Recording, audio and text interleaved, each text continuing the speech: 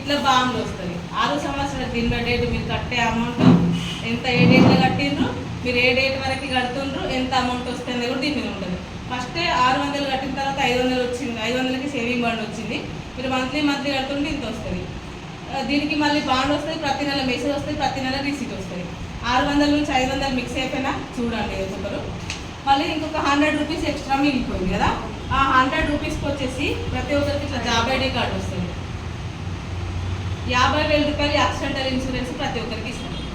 ఎక్కడైనా వేస్ట్ అయిపోలేము 600 రూపాయలు, ఎక్కడ కూడా వేస్ట్ కాలేదు. ఒకవేళ మీరు సరే 600 కట్టిండ్రు, మీరు కుదరకనో చేయలేదు అంటే రెన్యువల్ చేయలేదు, వర్క్ చేస్తున్నారు కానీ మీరు తక్కువ వర్క్ చేస్తున్నారు కనుక మీకు అనుకున్న సాలరీ రాలేదంటే సేవింగ్ చేసుకుంటారు.